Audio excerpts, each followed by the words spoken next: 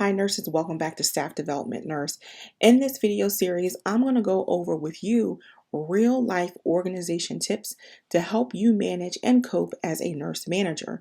Are you getting overwhelmed by the large amount of paperwork that's coming across your desk, feeling confused, unable to locate documents? If that is you, you want to stay tuned and watch this series. In today's video, I'm going to cover with you how you can organize your incident and accident report sheets.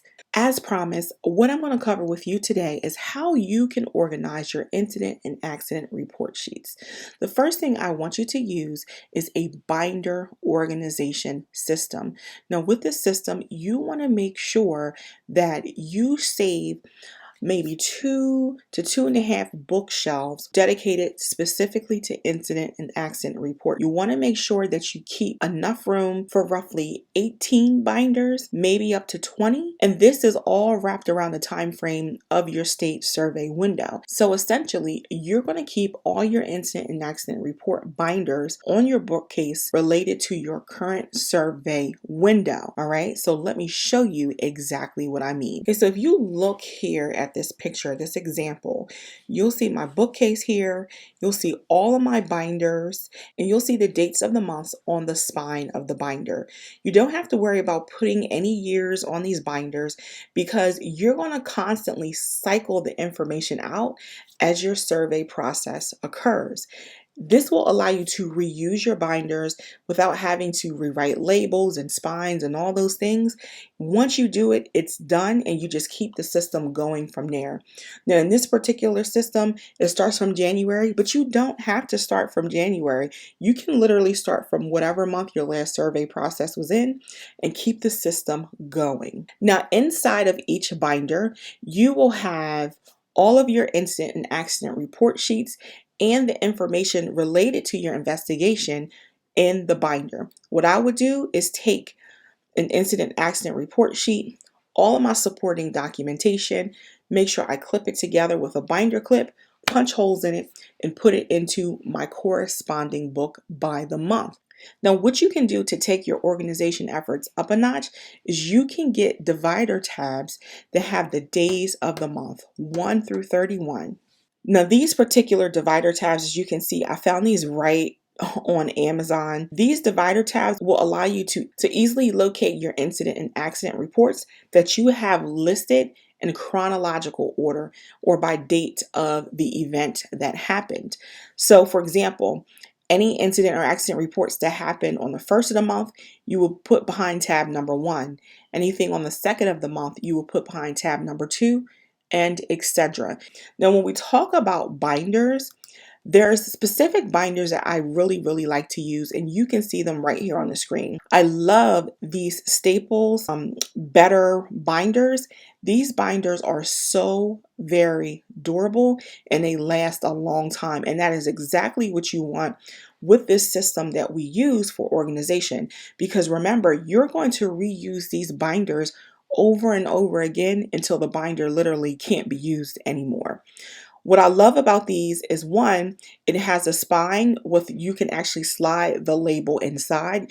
You don't have to stick it on the binder itself. This makes it easier as you progress through your months. Again, if there's a month where you have a lot of incident and accident reports, you may have to add an additional binder, and you would have a binder 1 and a binder 2. If for any reason you need to relabel a spine, it's very easy to do. You simply pull out your cardstock and put another piece of cardstock in. Now, I would recommend the 4-inch binder or 5-inch binder, depending on the size of your facility and your average number of incidents and acts throughout the month. Now, what I would recommend also is that whichever binder you go with, make sure that you keep the same color binder and the same type of binder. Now, to label the sides of your binder, they do have binder spines that you can actually get directly from Amazon, like the Avery brand, that you can neatly just put on your computer, type the months of the year on there, print them out, and just stick them in the spine itself. This way it keeps you nice and uniform and organized. All right, so I wanted to give you a visual representation of what I mean when I talk about organize the binders. Now, bear with me, because everything I'm using here are just like my leftover materials in my house. All of my really good binders and dividers are all being used. These are like my scraps, but I wanted to give you a visual. So the first visual I'm going to show you is how you can organize your original incident and accident report sheets.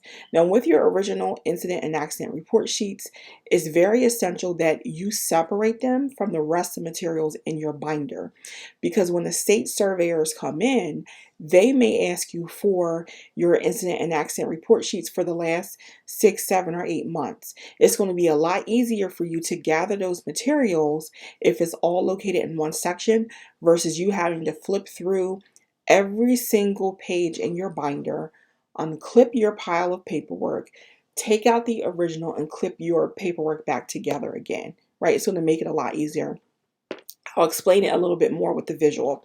So the first thing you would do is when you have your original, or when you have your binder, you're going to label incident and accident reports. Now, if you only can fit a specific amount of months within your binder, make sure you put those months on the spine of the binder itself. And remember, this is a cheapie. We don't want to use this one. We want to use the really good binders that I showed you on Amazon, because they're really durable and they are going to last you. So make sure you label it incident and accident report sheets, and you can put in here, or put on here, the months that correspond. Now, in this particular one, your dividers would have the months of the year. Your dividers will have the months of the year. Since it's July, we'll pretend we're starting at July. So let's say this is July. And when you open up July, what you will have behind here is a copy of your chronological flow of events for the month of July. Now, this is a copy because the original will be in your monthly book, and I'm going to show you what that looks like. But this is your copy of your chronological flow, okay?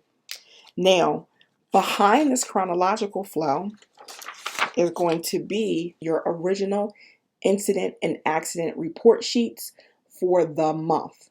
Your original incident and accident report sheets for the month, okay? And all of these report sheets, again, are going to be in chronological order.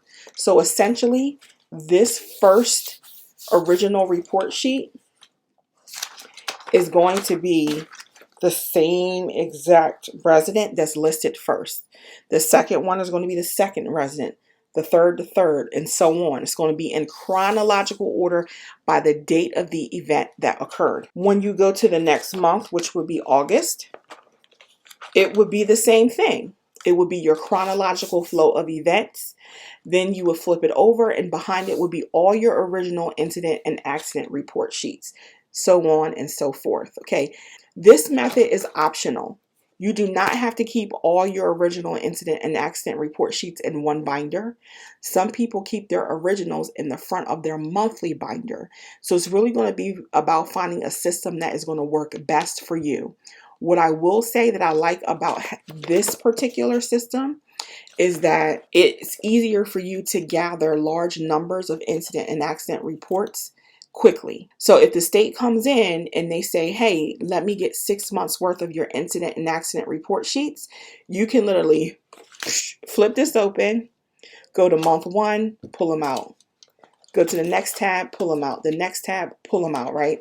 And when they bring you all those papers back, it's a lot easier for you to file them because you're only picking up 1 or 2 binders, depending on how many months you can fit in a binder. And you're literally just popping open your tabs and sticking them back in. That's it, okay? So this is an option. It's not something that you have to do, but it is an optional method if you want to do it. Let me show you now what your monthly binders will look like. This is what you definitely 100% should do to keep you organized. So your monthly binder, of course, will have the month of the year on here. Here's the month, okay? Now, You open it up. The first thing you're going to see is your chronological flow of events for the month. Your chronological flow of events for the month. You can see I have the date, the unit that the resident is on, the resident's name, the type of event. I have a little section to see if it was a reportable incident, and if it was my 5-day done. So I just made one reportable and one not reportable. Now, what I would highly suggest that you do, if you don't want to do the other method I showed you where you keep all of your incident and accident originals in a binder, you can keep your originals in the same binder of your month. Okay, so you have to pick either you're going to keep it in your monthly binder or you want to just keep your originals in an original binder. Okay, if you keep it within your monthly binder, that first tab you would have would say incident and accident reports. Okay, once you flip it over, this would be all of your original, hope you can see that, all of your original incident and accident report sheets for the month. Behind here, because this is 1 month, would be all of your packets. This would be on the front of your packet, the copy of your original, and behind it would be all of your supporting documentation, your nurse's notes that you printed out, any investigative information, any questionnaires, and those things would be included in this packet itself. I just got a paper clip, but depending on how thick it is, you may want to use a binder clip. I actually like binder clips better because with the paper clips, it kind of sometimes it gets stuck on the other papers and the paper clips fall off a lot easier. So I really like to do binder clips. And when I use my binder clips, I like to adjust their placement. So for example, I may put a binder clip here and then here, here, here. It just makes it a little bit easier as you're thumbing through the papers and to keep them easily divided. Okay, but you don't have to do that. That's up to you. All right, and so all of your packets in this section for July will be separated by divider tabs based on the day of the month. All right, so this tab will be number 1, and any incidents that occurred on the 1st of July would be here. This one would be 2. Any incidents that occurred on the 2nd would be behind here. 3, 4, etc., right? This makes it a little bit easier for you to locate it because remember, your chronological flow sheet is in order by date. So if you go down this sheet and you say, oh, what I want is the incident that happened on the 18th of the month, you could literally go to the tab that has the 18th, flip it over and look at maybe like 2, 3, 4, 5 packets you have with behind that tab for events that happened on that particular day. And there you have it. You now have all your incidents and accident report packets and sheets very neatly organized in a method that's easy to find. And the best part is, as all of that paperwork filters across your desk, you have a specific location to put it, which can free up a lot of the clutter. I hope you found this information very helpful towards you, and make sure that you like and subscribe, as I'm going to be putting up more organization tips, real situations and scenarios that you can use to help you get organized as a nurse manager in skilled nursing and long-term care. Make sure you like and subscribe and check out the next video.